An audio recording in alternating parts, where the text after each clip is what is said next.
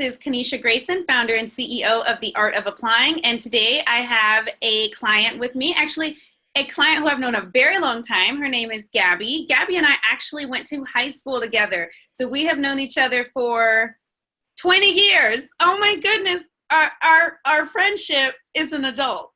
Hi, Gabby. Hey, Kanisha. So Gabby has some great news to share with all of us, and we're going to talk about her experience of getting to the great news. So Gabby, talk to us about your great news. Okay, so I've got major news, good news. I received 2 acceptance letters from 2 of the universities that I applied to that were on my list, Columbia University and University of Texas in Austin. Awesome. Congratulations. I'm very excited for you, and I knew it would happen, but of course we got to wait till we get the actual letter. So talk to us about the degree that you applied to and why you are so excited about that degree. What motivated you to apply to that degree? All right, so the degree that I applied to for both schools was a master's in social work. The reason for that was based on my experience working at a church, working with people with different paths, different class levels, and knowing that I really had a passion to help Latino immigrants, which primarily that's the people going to this church that I work at. So with that, I'm like, I kind of want to do something that gives back. And so this was the career that I chose. This was the degree. Okay, awesome. And so I just know from having reviewed and given the green light to your essays that you're really passionate about reuniting children from Latin America who've been separated from their families, and also just helping them heal from that trauma. Is that correct? Yes, that is correct. And based on my experience working with some of these people who have kind of we've crossed paths, it's happening everywhere. And when I've gotten to know them personally, the trauma, the struggle, the emotional roller coaster, it's really sad. So and I think that's what compelled me to go that direction. Okay, wonderful. Well, that is really beautiful. You're going to help a lot of people. One thing I know people always want to hear about when they hear the good news is, okay, well, I want to know her stats. So only share whatever you're comfortable with sharing, but these are the kinds of things, I'm going to name them, that people watching these videos will be curious about. They're going to be curious about your age, what college you went to, what you studied in college, what your GPA was, if you had to take any standardized test, what you got on it. Yeah, those are the kinds of things, and then your work experience. So just basically like your profile is what people will want to know so that they can compare themselves. Okay. Well, I am 34 years old, and I'm a U.S. citizen, but I was born in Guatemala City, Guatemala, so I'm first generation here. I did attend Texas State University a long time ago. I received a bachelor's in international relations. Soon after that, I got a master's in international studies at the same university, Texas State. And then what else? I'm sorry. Oh, what was your GPA? Oh, GPA. For the bachelor's, I believe it was 3.6 or 7 and 3.7 or 3.8 for my master's. Okay, so pretty strong grades. Yes. Okay, and then one thing that I think was very interesting about your profile is that you had a fairly demanding career, and then you had a fairly drastic career switch, which was making you nervous about how do I frame that. So I know the audience would love to hear about what you were doing coming out of school in DC, and then also what you transitioned into doing to be like, can I go back into this high-powered work world? How does that work? Yeah, so that's an interesting story, and that's part of my journey, but it all led me to this moment, so it's a good thing. So after I graduated with my master's, I really wanted to go to DC to work on the Hill. That was my passion. I wanted to write policy. I just wanted to be a superstar. So I started off at the Heritage Foundation right on Capitol Hill. Then I moved into, my focus was Homeland Security. So after a short stint working in Homeland Security, I transferred over to contract defense. So I was a program manager. I worked my way up to level 4 program manager, working with clients at the Defense Threat Reduction Agency. So it was a fast moving, power kind of world that I was in, and I loved it. I breathed it, I lived it. Then I got married. So I got married. I had to come back to Texas because my husband, or my boyfriend at the time, fiance, was living in Texas. And I continued to work from home for about 4 or 5 years. And then during the 4 or 5 years working from home and traveling, I started a family. And so I had 2 girls, 3 years apart. And so I became a mom, and I was also a working mom. At that point, I had to step down because I couldn't do both roles, right? So we did that. It was the best thing for my family. And then I started the job at the church. I just kind of happened. I did that for 4 years. And so that experience is what changed the direction that I'm going in now. And, at first I thought, gosh, I can't go back to school. I've already done that. I already have these 2 degrees. But then I look at it, my girls are growing up, and I'm 34 and I feel young. And I'm like, what am I going to do for the next 30 years? So I had that choice to make, and that's the choice I made. Beautiful. And we are young. I know that it's a little shocking to, I'm 35. It's a little shocking to, how did I become 35? I was 15 2 weeks ago. But we are young. And like you said, there are so many more years ahead of us to work. Mm-hmm. It is so important that we not just say, oh, well, this is what I've chosen. That's what I'm going to be. And like, I totally respect people who want to be full-time mothers for 18 years or whatever, but if that's not what your heart is calling you to do, then one must do, what their heart is calling them to do. And you left this kind of level 10 high-powered job, and mothering, being a wife and a mother, is like a different kind of level 10. And now it's just time to like bring in some more balance and bring back some more of that zest and excitement in the career part. So just like you said, it was all a part of your journey and like brought you to here. And I just think that all of it is going to serve you well in your career. And even while you're in school, the MSW, like you're going to have so much work experience at the church, actually dealing with people really in pain and in need, at the Heritage Foundation, at the Department of Defense. All of that, I think, is going to come to bear in the classroom, and you're going to have a lot to add. So I just wanted to say that. So Gabby, talk to me about what made you reach out to me about having a breakthrough call? How were you feeling? What were you thinking? And what made you know what, it's time for me to reach out? I was coming to that point in life where I knew that I wanted to do something, and I wanted to go back to school. It's just kind of always been ingrained in me to learn. I'm still young, like we talked about. But I knew that based on my past. So after I had graduated with my master's and I had worked a couple of years, at that same time, around age 25, I really wanted to go back to graduate school and pursue a PhD. Mm-hmm. At that time, it was history. I just was a history kind of buff person. But I made 4 attempts, 4 different times to several different universities. UT was one of them, Texas A&M, and I gave it all I had. I knew my GRE scores for math were very low. It was my weak spot. I hired a tutor to help me. We paid a lot of money for that. And so I really gave it all I got. I drove to these universities to meet with the professors to make, contact with them. Yes. And it was a no. I could not get through the door. So that's when I said, you know what, this may not be for me. I'm just going to stop doing it. Mm-hmm. Then time went on, 10 years went by, and then I come to the crossroads in my life where, okay, it's in my heart. I really want to go back again. Let's try this. But I thought to myself, you know what? I tried it once before. I wasn't successful. I'm going to do it the right way for me. And that was to contact your company for that help, because I really wanted it. And I think that's the important thing here was I wanted it so bad. And I was going to reach out to get professional help because it's something I was doing. It was wrong. Why I couldn't get it. And I think it was probably more my personal essays and putting the whole package together. So. Mm-hmm. Okay. And so was when I'm like, okay, great, Gabby, let's do this. Let's have a breakthrough call. Talk to us about what the experience of the breakthrough call was like. The good, That the was, bad, the nervous, the anything. It's okay. It doesn't have to all be good.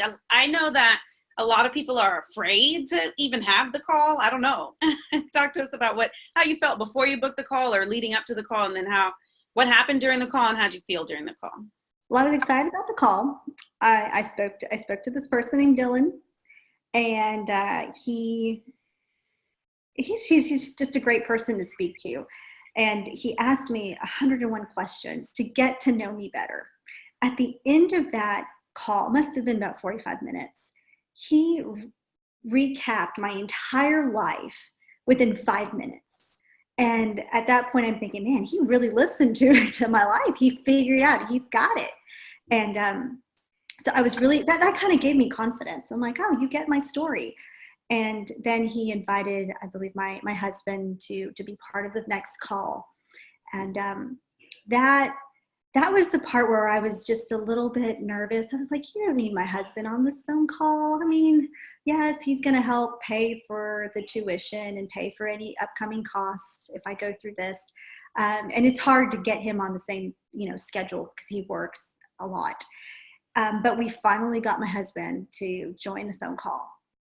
And I was so happy that we did that it happened, because he got to hear how important this was for me. Mm-hmm. And yes, he knew how important it was, but to share it with a third person and to discuss it, it kind of made it real.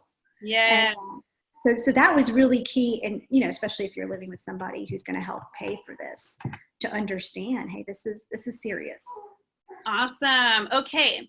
And talk to us about what it was like while working in the program. How did it feel? What did you like best? What surprised you? Just what was going on? Because you were very good, like a great client, but a very good student in the program. You're just very on top of it. So I really feel like you got a lot out of it because you put so much into it.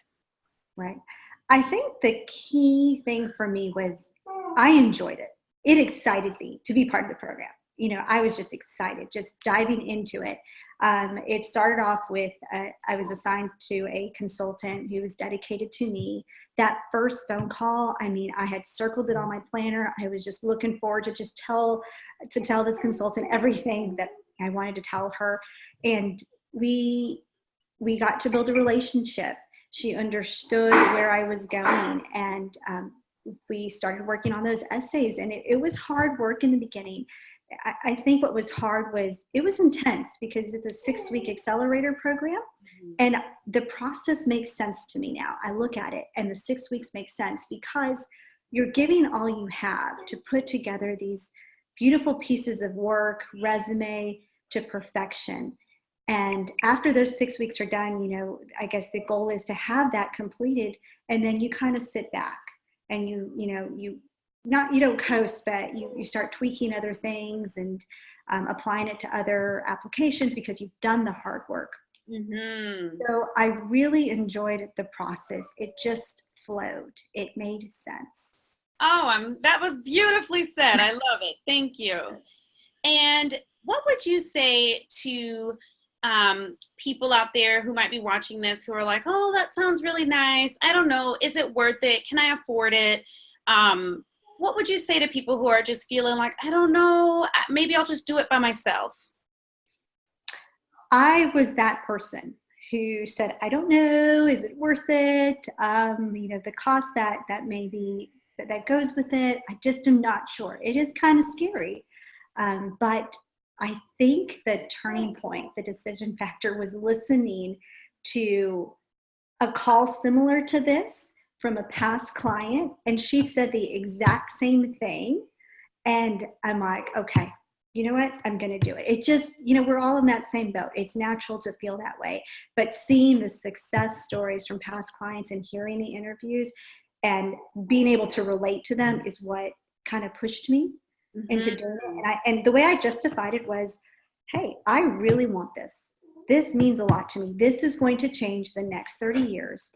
Because that's my goal for the long term. You've got to think of the long-term goals and how that's going to affect you. It isn't a short-term thing.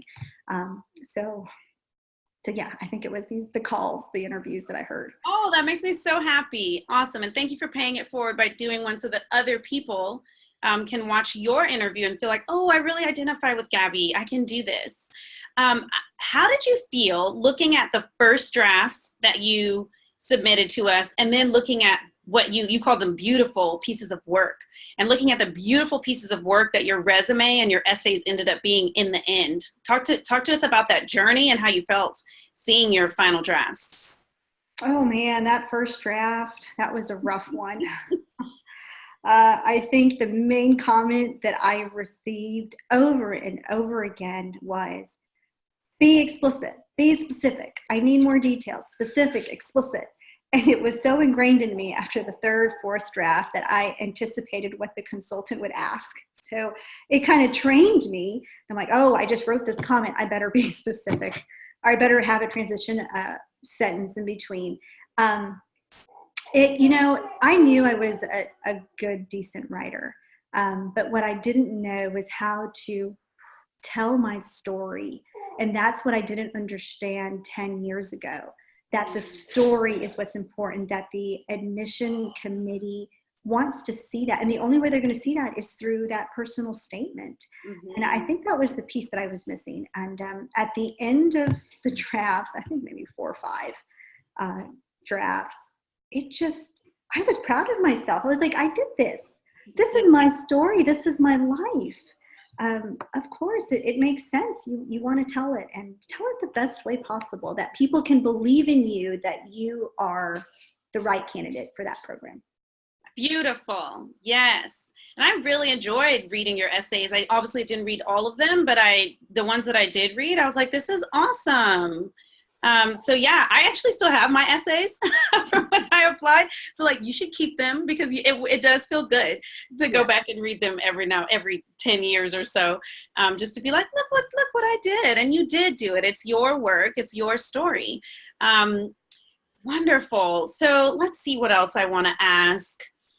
I guess, what would be your parting words for someone who thinks, I want to get an MSW or some other top graduate degree? Also, maybe reapplicants or working moms, just anybody you really feel like might be feeling very hesitant and discouraged. You already said quite a few encouraging words, but I would love to have you speak to either other women, other moms, reapplicants, or MSW hopefuls.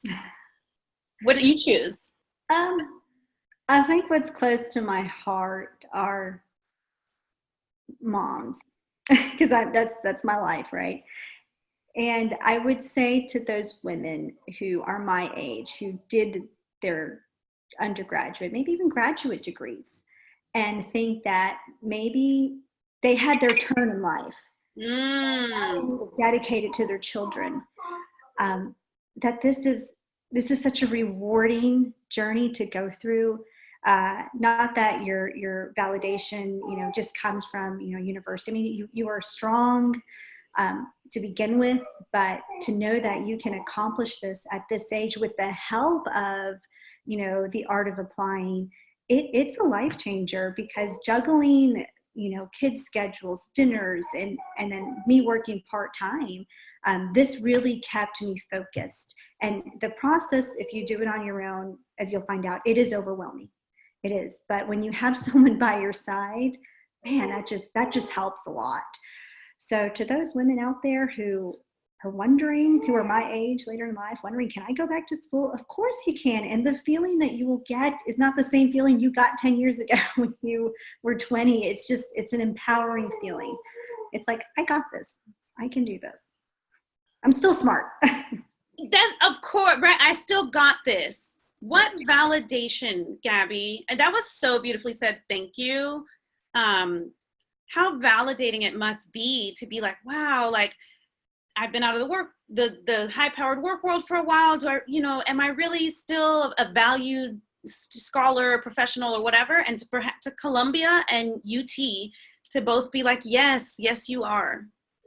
Right. Your experience counts. It counts. Not just counts, but it's valuable, and it's going to be all of it is going to be an asset. Right. And I think that the other looking back reflection moment I had was when I was 20 and doing school then, I was a different person. You're different now, 15 years later. You're wiser, you see things through a different lens in life. So you're not the same person. You're not going to write that same essay that you did 20 years ago. That was probably really self-absorbed and ambitious. You're gentle now. You're not rough. That's right. Thank you so much, Gabby. That was phenomenal. And I really think that your story and your words are going to encourage and inspire a lot of people. Well, good. I hope so. Thanks for watching our video. For more videos just like this, make sure you click subscribe. And if you want to work with us on your graduate school applications, visit us at theartofapplying.com or click on the link below in the description.